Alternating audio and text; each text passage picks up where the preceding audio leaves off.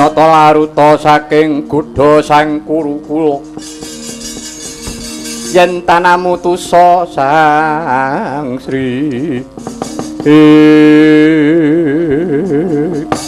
weluh lah kok bocah niku sing dilungguhke ten mriku penemban lah ngaten nggih anak Prabu menapa sababipun kok satriya menika ingkang dipun lenggahaken wonten palenggahan boten palenggahanipun Prabu Duryudana nanging palenggahan ingkang wingking ingkang wonten rantenipun menika lha nggih kok nggih boten napa-napa ngaten saking petang kula ambuk bilih menika ingkang kiyat ing tembenipun jumeneng Narendra menawi boten menika nggih tedhak turunipun oh ngaten wah nek ngaten rugi kula niki lho ampun ngaten nggih panjenengan niku mboten jenengan niku ora ketang sithik melu goleke kamukten kalih momongan sampeyan nggih matur nuwun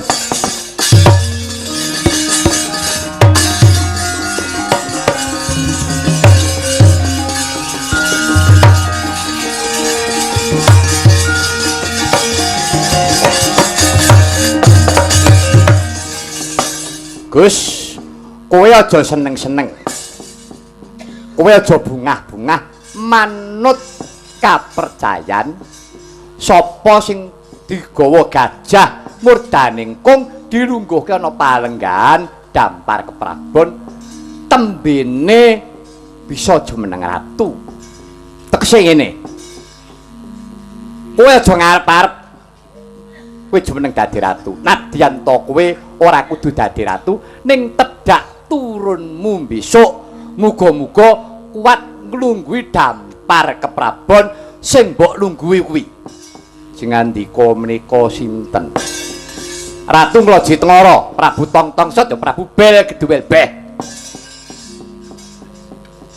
Pancen bener ngendikane Sang Adi Penembahan. Aku golek kamukten iku ora bakal tak nggo dhewe, nanging aku golekake sapa kang tembine bakal antuk kanugrahan jumeneng ratu.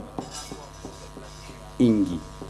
Menapa sekintenipun kula sampun pantes menawi kula jumeneng ratu. Iki dudu perkara patut utawa ora patut. Gus, ngene. Mulai ngarep aku wis kandha. Kowe aja banget-banget tukmu gondeli tukmu ngugemi bakal jumeneng ratu. Najan kowe ora jumeneng ratu, muga-muga besok tedhak turunmu sing bakal bisa jumeneng ratu. Mekaten Sang Prabu. Ya, muga-muga lestariya nggonmu ngrenggani negara Ngastina iki. Ya.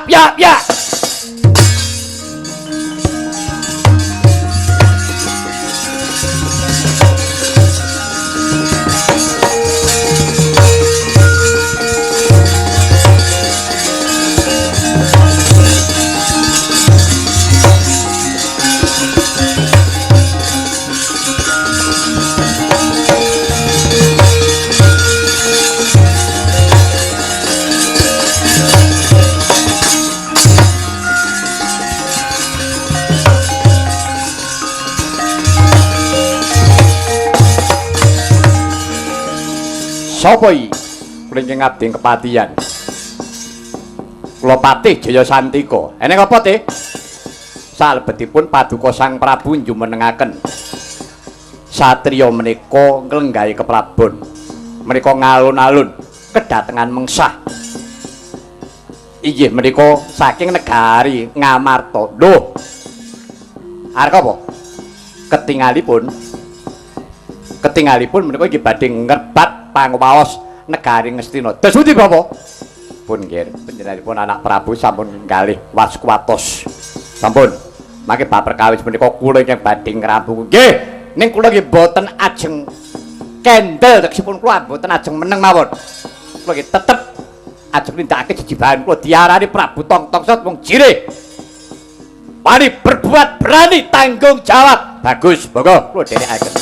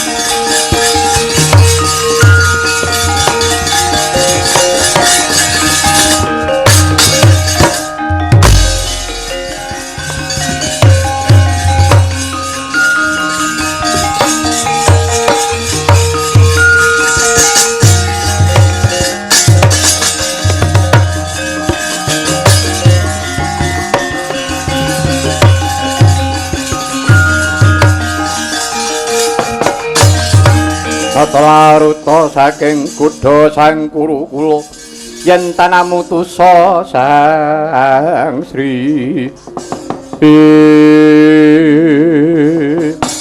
Wah, keparat.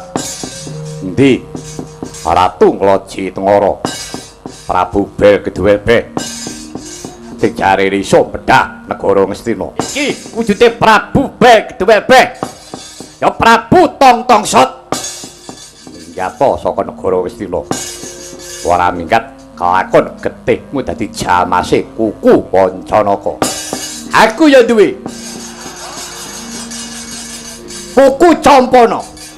Iki maune dawa. Ning tek tanggo nyiter. Suwe pungges. Ayo ngajak pirang dina kowe.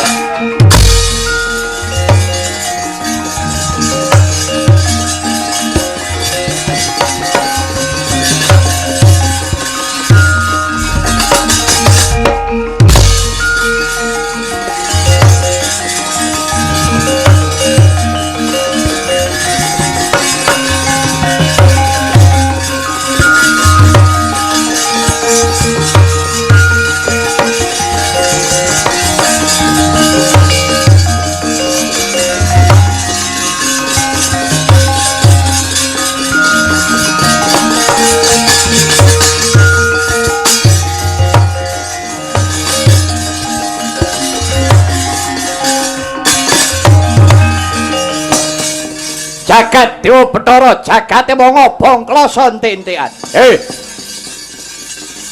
Janaka jenengmu sapa? Keparat Ratu Edan. Luwih becik kowe minggato. Pupung durung tak lunasi nyawamu. Wah, ladalah. Aja maju Jen, maju sak bojomu. Yen nganti kowe cilik lara gedhe tepekaning pati. Oke randamu bakal didum.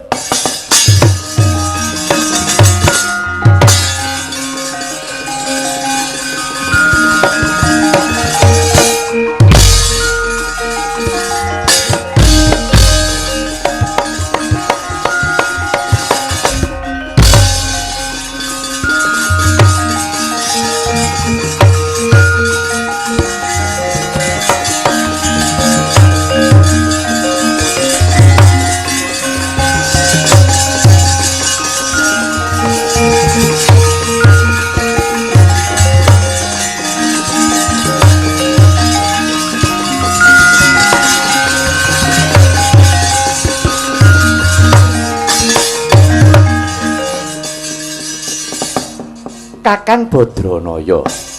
Kula sinuwun. Puput pepunton ning lelakon. Paripaksa aku nangisi Kakang Semar. Kakang, arepa kepriye wae? Tak kira yen ora Kakang Badranaya ora bakal ngrampungi gawe. Nggih. Kula mboten ajeng selak. Lah, kaya ngeten iki nggih. Dadosa pepenget.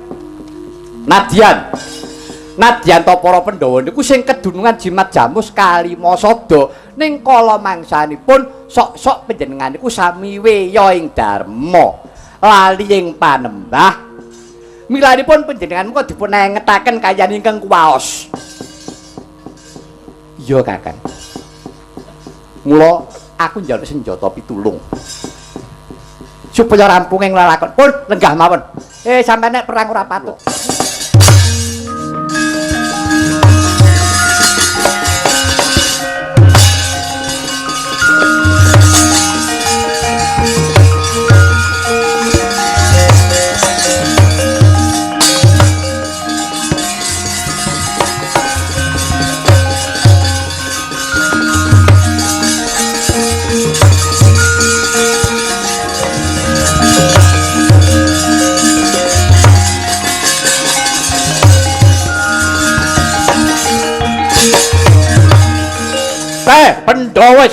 Papan Senopati. Ora wani maju perang. Malah ngetokke bulus. Bulus matamu kuwi. Ngarane wong gerang kok bulus sing, Katarak kowe. Ayo. Ora susah ndadak kowe werna-werna. Pupung aku urung nesu. Pupung urung tak plocot sandangamu. Luwung kowe manembao apa sing mbok gawa saiki aturna bapak. Ais, mbok ora idep. Tiba ping 17. Arepane karo ratu, ratu-ratu raimu ki.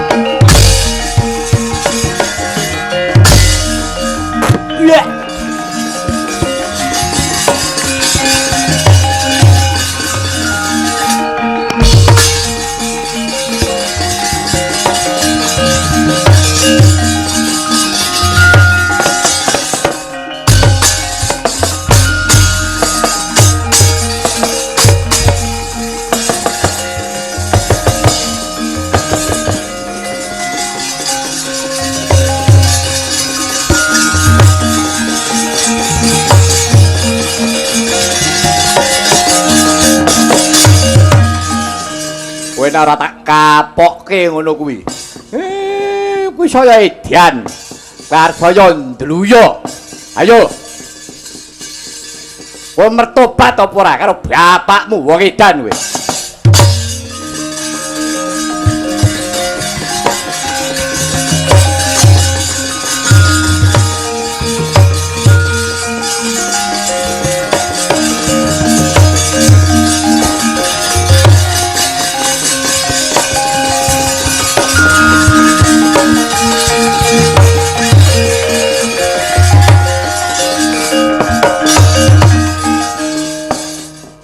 Nggih, sepinten lepat kula diagung pangapuntenipun Bapak.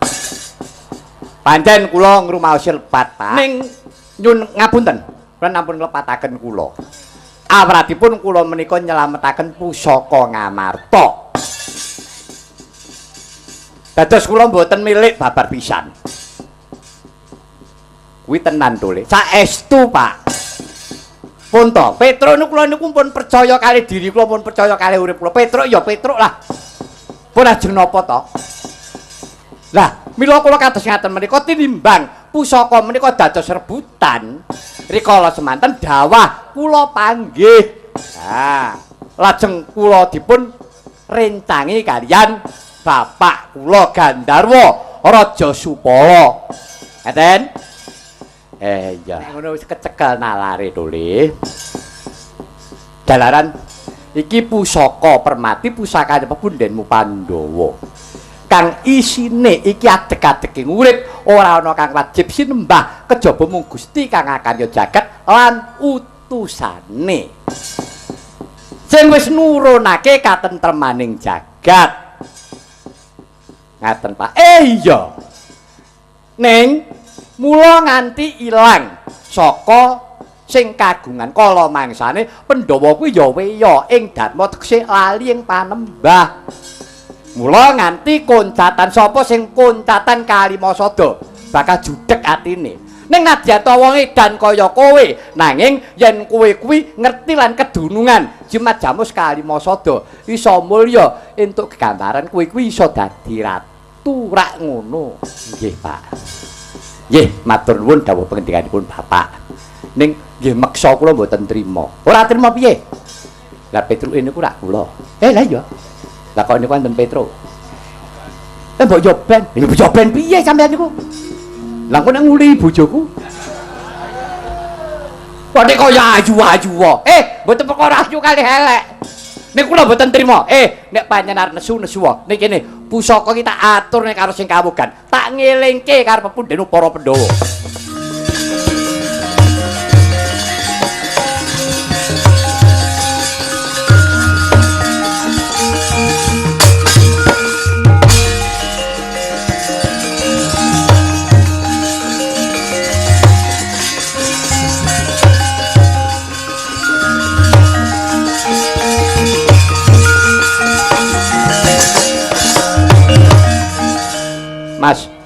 Mang baris mawon nggih. Sampeyan kok ngembari kula sampeyan golek apa? Wong aku ora gablek apa-apa lho. Kula niku omah men kontrak niku. Lah kok sampeyan sing ngembari kalih kula. Pun, bojo yo elek, ora. Sampeyan aja butuh napa? Mbah, ora idep. Kowe kuwi sing nglirwakake marang kewajiban. Lho, Petruke iki aku. Ayo sawangen, nek kaya ngene iki Petruk podo. Ya Petrukne wandane kok ora metruki ngono lho. Niki Petruk dong banteng ngeten iki nek Petruk kaya sampean niku iki Petruk piye to kuwi? Nek ira-irane iki Petruk dong bantengan, awake iki Petruk Solo terus aja cerewet.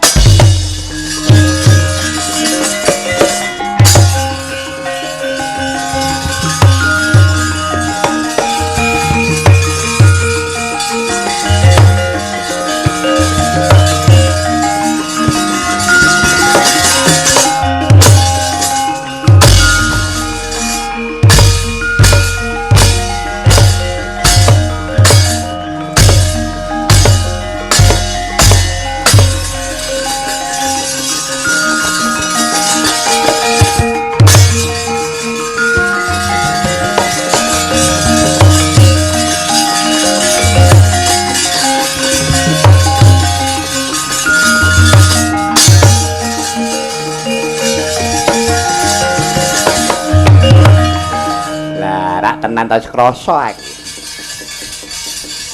Sampeyan to? Ya pancen aku. Arep apa nesu kowe? Mboten. Sampeyan mboten nguli dengan kula to? Nganggonmu ki napa? Mbok menawa? Kok mbok menawa? Ate kaya bojomu kaya ayu-ayu lho. Bojo kula niku mboten ayu, ning bekti kalih kula lho. Lho, lah kok bekti iki bektine kula celuk nggih. Bu, ya apa Mas? Melaku dodok. Kayak jikono rokok kowe. Nggih Mas, melaku dodok. Nang pasar melaku dodok niku. Lah lempah napa sikile cendhek. Wong edan. Petruk, kula. Ngene ya Petruk. Apa sebabe kok nganti aku ngembari karo kowe? Sebab aku ngerti. Yen to kowe kuwi lagi nindakake dharma cara satriya. Iki lagi ngemban wajib. Ngelingake wong sing lagi lali. Nggih. Panjen niat kula nggih ngoten niku. Upama genao ngaten gandeng kula niku mung Petruk sak bobote ngadi. Nggih sak kiyat-kiyat teng nalar kula niku namung badhe ngemutaken kaliyan para-para ingkang sampun kersa ngayomi kaliyan para kawula alit. Terus karepmu ngaten. Lelakon sewis kelakon dadiya pengilon. Tegesipun ampun ulat ingkang sampun-sampun mugi-mugi pepundhen kula para Pandhawa menika mangke ugi enget saestu dumateng kawulanipun. Ngaten lho Den. Ya. Saiki ngono bae. Wis mingkira jalaran iki mengko sisip sembire. Kurawa kae kok wis metu saka pakunjaran mesti kleru surup. Kleru tampa. Alah wong Kurawa menduk. Lho aja ngono. Iki ana semikira dhisik.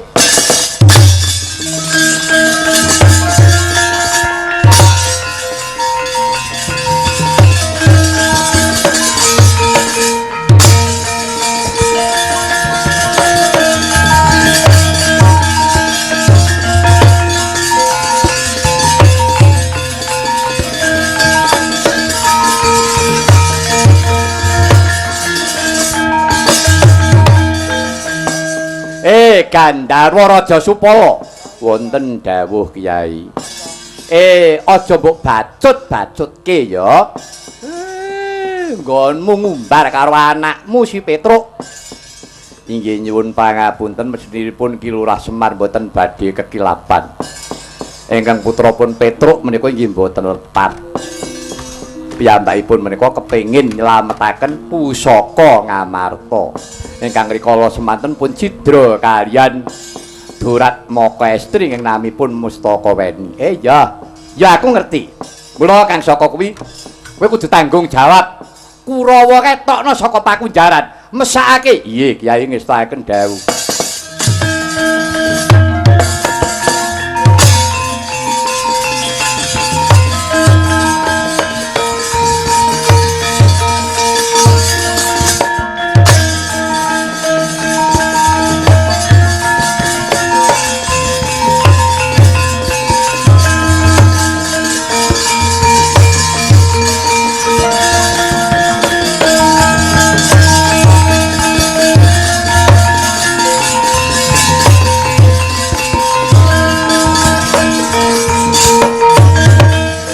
Ndara Bimanyu Jiwa Badranaya.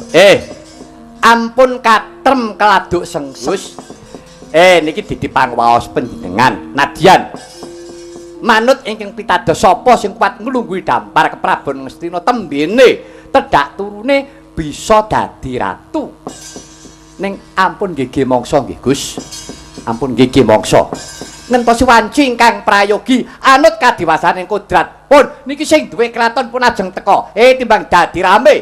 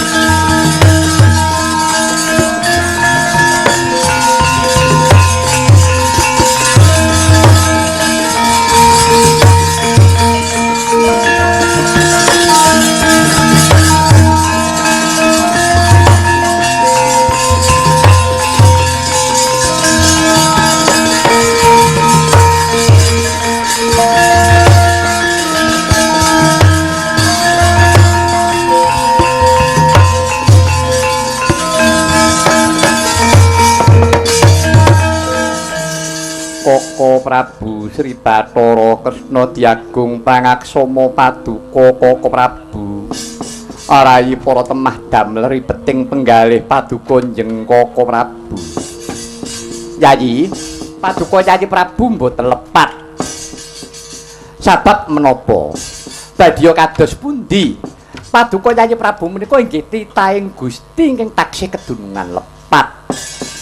Namung kemawon sak sampunipun kula lan Paduka Yayi Samyaji menika ngrumaosi raing kalepatan tumunten nyuwun pangapunten dening Gusti ingkang ngakarya jagat tartamtu badhe manggih kayuwanan lan karahayon inggih Koko Prabu. Estanipun njawi saking pambiyantunipun ingkang atur Kakang Badranaya. Kula sinuwun sing gedhe pangapuramu ya Kakang anggon kuwi ya ing dharma rikala semono nganti kalipyan suping panembah. Inggih. Lah sakmangke Paduka sinuwun sampun priksa lampahan mila awis saking menika. Jimat Jamus Kalimasada menika paugerane ngagesang. Urip ki saka sapa? Urip ki arep ngapa pungkasane urip ki piye? Lah menika piwulang menika sampun wonten lebeting Jimat Jamus Kalimasada. Urip saka sapa? Saka Gusti. Paringaning Gusti lantarane bapa biyung lahir ning alam donya. Lah kok dadak urip ki ngopo? Urip menika pun utus kaliyan Gusti kon nindakake kewajibaning urip manut karo kodrate nalika urip. Pungkasane urip piye bali ana ngersane Kang Maha Urip. Gajah mati ninggalo gading, macan mati ninggalo walulang. Menungso mati ninggalo amal soleh kang murakapi. Sedaya piwulang menika sampun kalebet boten lebeting Kalimasada menika kala wau sinuwun. Mila sampun ngantos menika mangke ewah saking para Pandhawa dados menika paugerane ngagesang. Iya Kyai Semar. Ingkang menika sasampunipun Jimat Jamus Kalimasada sampun benten asta. Saya amimbuhi kamardikaning negari Ngamarta ingkang kaping 29 ayem tentrem adil makmur rawuhipun pamimpin enggal menika. Monggo kula dherekaken.